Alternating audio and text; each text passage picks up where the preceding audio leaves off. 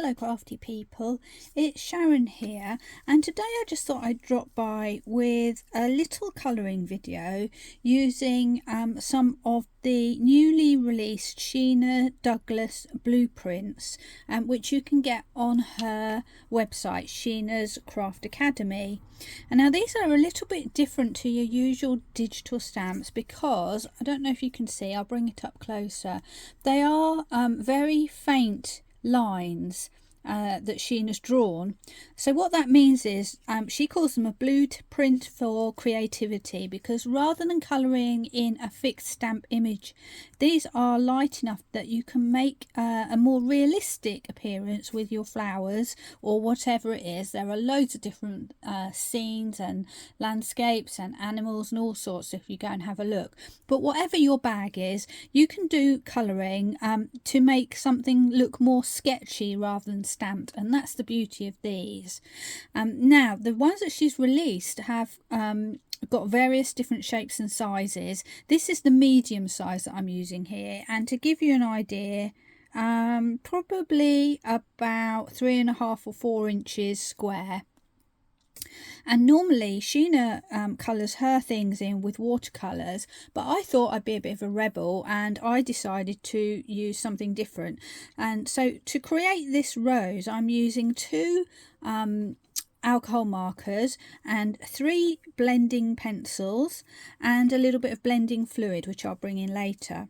So I've already coloured in one, but I thought what we could do is just quickly show you how we go about colouring another one so that you can get the idea of how this works, for me anyway, and maybe have a go yourself.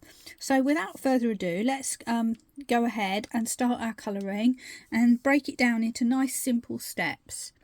So the first thing I've done is I selected a colour from my alcohol markers, and I kind of got a peachy colour. And I'm going to break the rules of alcohol pen colouring, really. I'm going to colour the whole of my flower in one go. And I'm just going to go over the whole lot. And I'm not worrying about it drying or anything. So normally we do a little piece, a little piece and a little piece of our images when we're doing alcohol colour markering. Alcohol marker colouring even. So this is a little bit of a different approach, but if that's how you prefer to do it, then you can still go ahead and do that. But I'm just doing it like this to show you really how quickly you can achieve this look if you want to. And doing this with the pens and then bringing in the pencils makes it slightly quicker than the alcohol marker colouring that you might usually do, which is very rewarding but can be perhaps a little bit more time consuming than it is if you do watercolour.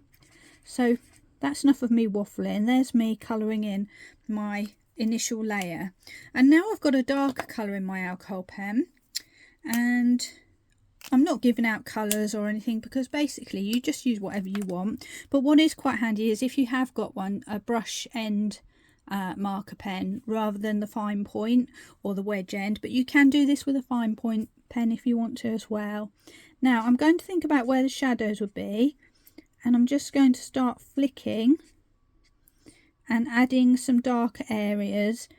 And this one is kind of going to be quite dark all over really, because it's right underneath that petal.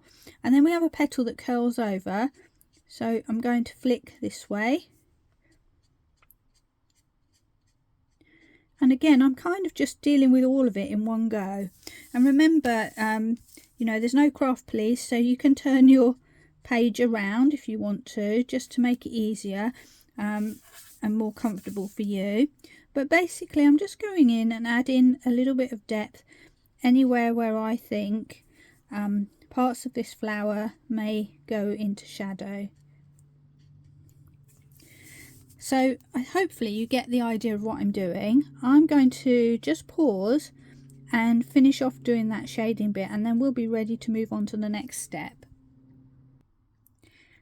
And there we go. I've coloured in all of my darker areas, but if you take a little look compared to the finished rose, there's nowhere near as much depth there.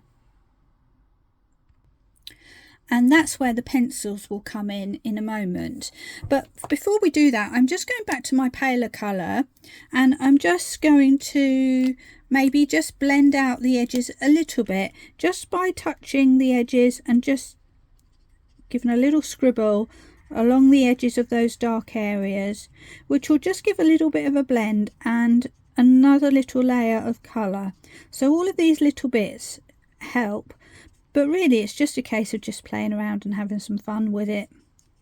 You know, flowers are natural and organic, so you know they're all going to be different and they're going to come out different every time, and that's just the way it should be.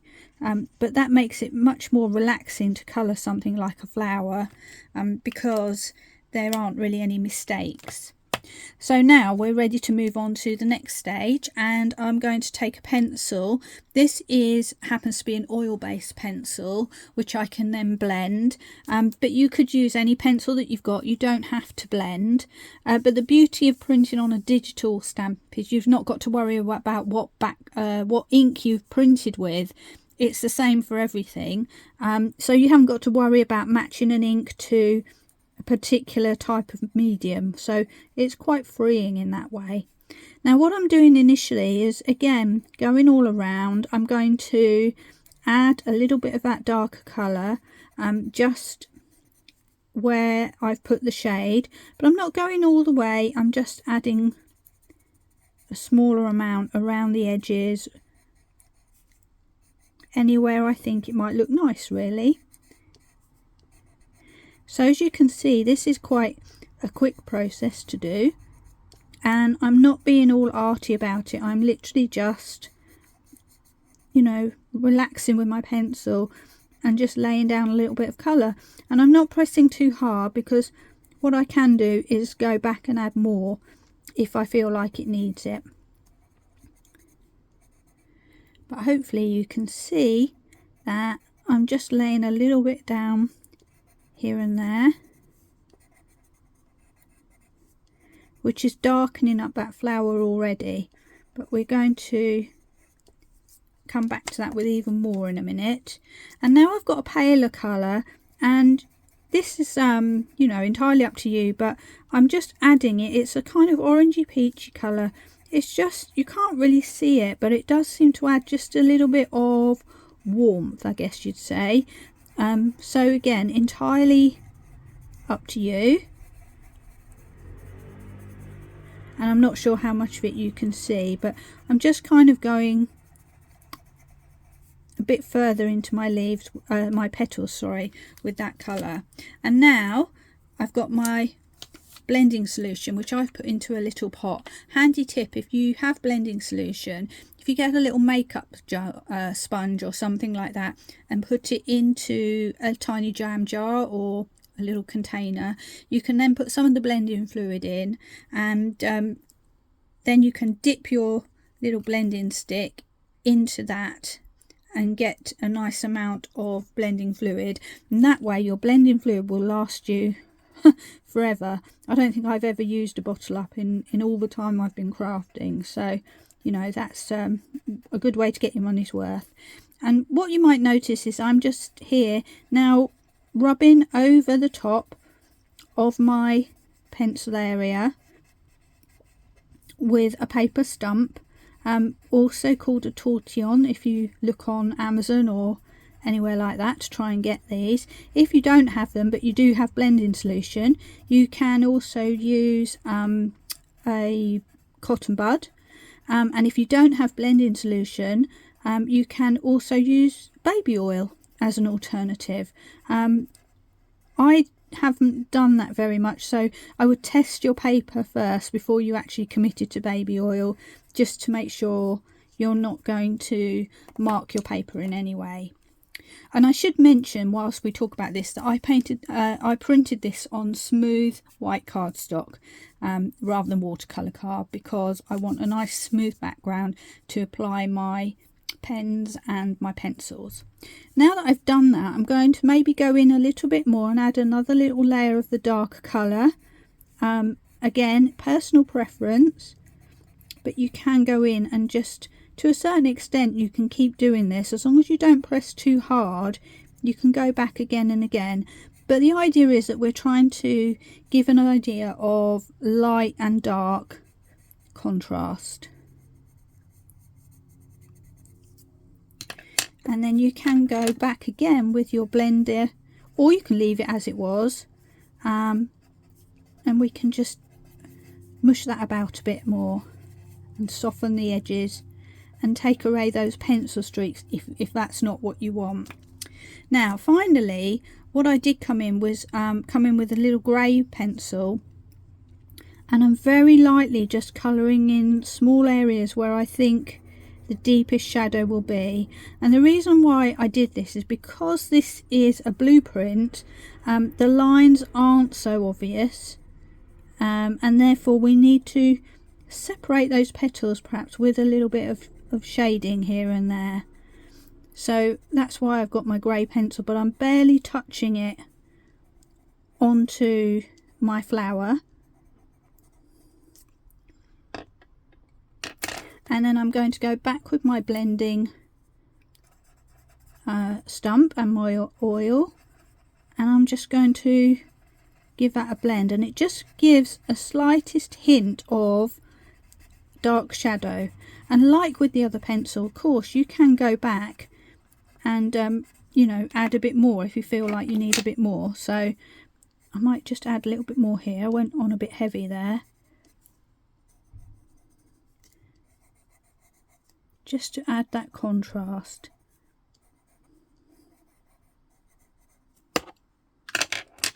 And back with my blending, and if you know, just redip if you feel like you're not getting any movement on your pencil. It uses the tiniest amount ever, so you know, you can just keep going back and getting more of that blending solution.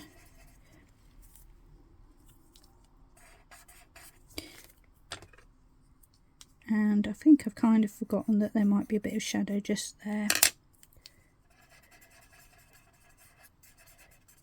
And I said that was the final thing, but there was one more thing that I did, and that is to really reiterate the highlight part. Again, all about contrast. I brought in a white pen, and I'm just putting it in and tapping it immediately, which softens it. So you can do this or you can leave it. It really is a matter of personal choice.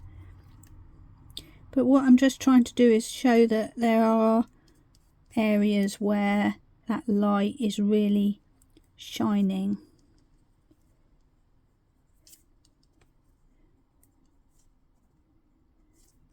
And by tapping it with my finger immediately, that just softens off that hard edge that you can sometimes get with a pen.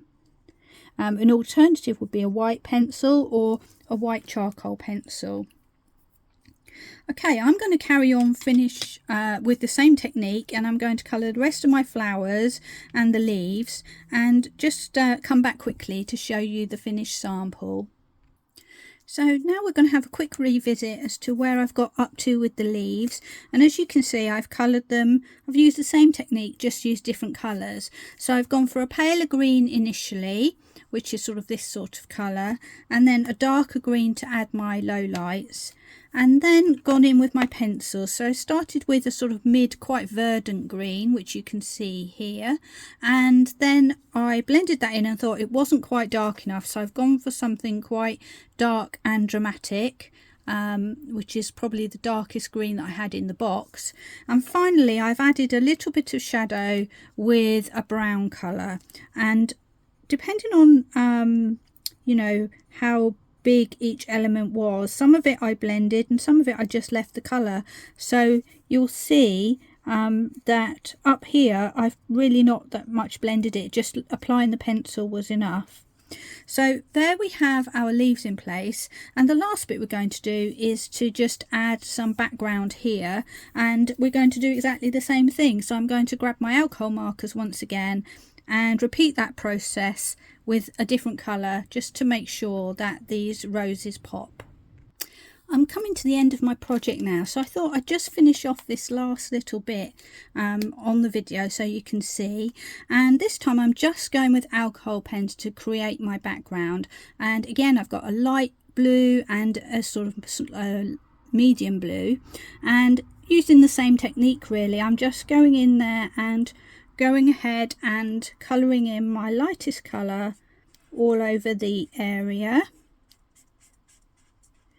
And what I want to do is kind of create a little bit of texture in the background, as if there's something going on but we're not quite sure what.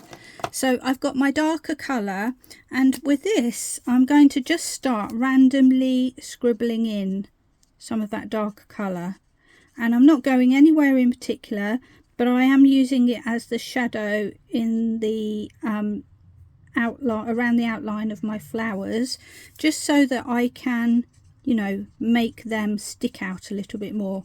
So as you can see, I'm holding my pen very lightly and I'm literally scribbling.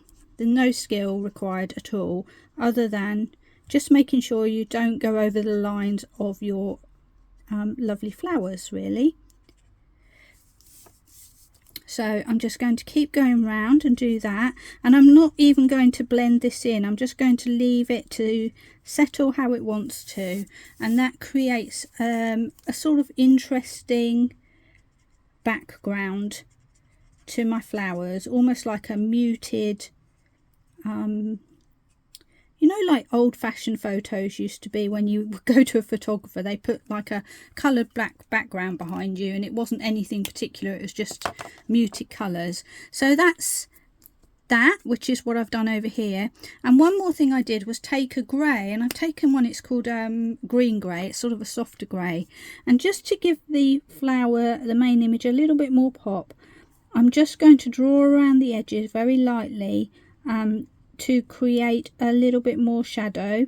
And this might look a little bit dark and scary when you first put it down, but as long as you go with a palish colour, or you could go with a brown or something like that, it will fade out and will just add to the idea that these flowers are in front of our fuzzy little background. So I'm just going to quickly finish off going around there, and as you can see, I'm not drawing a precise line, I'm just kind of roughly going around the edge, and we're nearly there now. Last little bit, and there we have our finished image. So if I just bring in another little bit of card that we can put behind it, hopefully you can get to see a bit more clearly how it looks. So there we are, that's our final image, a very soft looking flower, the opposite of the normal stamps that we do with the very hard lines. This looks more like it's been sketched and then painted or coloured in. So I hope you have enjoyed that video and found it useful. Please leave me feedback if you'd like to see something more or something different. Meanwhile, thank you for sticking with me, and see you next time. Bye!